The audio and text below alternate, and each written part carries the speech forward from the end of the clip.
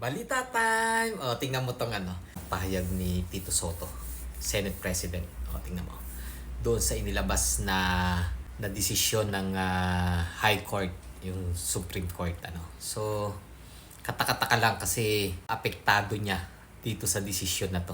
Kino-question niya na bakit daw ganun yung naging desisyon ng Korte Suprema.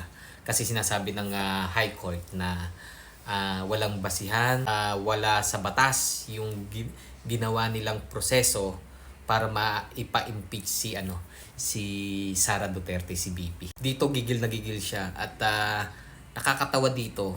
Hindi naman siya abogado. Hindi naman siya law student para magbigay ng ganung pahayag na kinokontra niya yung High Court. Hello, Tito Soto. Alamin mo muna kung ano yung background mo. Okay? Hindi porket ikaw ay isang senador, may karapatan kang questionin yung Korte Suprema. Korte Suprema na po yan. Pinakamataas na hukom sa buong Pilipinas. So, konting paggalang man lang. At alam naman ng Korte Suprema yung ginagawa nila. Ikaw ba? Alam mo ba yung ginagawa mo? Alam mo ba yung sinasabi mo? So, hindi naman yan isang TV show na pwede kang maging komedyante para makakuha ka ng simpatya sa mga tao, 'di ba? Ibahin mo tong pagdating sa batas. Alam nila sila yung pinakamataas na hukom dito sa Pilipinas. So, konting respeto.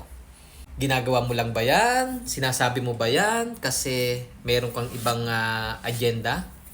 Kasi may posibilidad na kapag na-impeach si Sara Duterte at si BBM, ikaw yung susunod, 'di ba? Susunod na maging pangulo or vice president. Ganyan yan Yun yung pinaka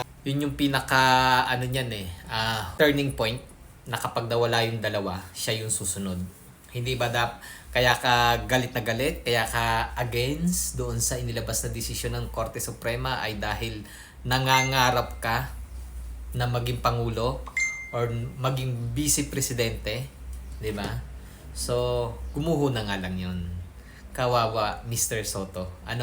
Hanggang pangarap na nga lang. Buti na lang at sana hindi mangyari yung sinasabi na magiging posibilidad na ikaw yung papalit kapag nawala tong dalawang to. Hanggang sa susunod na video at Mr. Soto, good luck. Okay? Sad.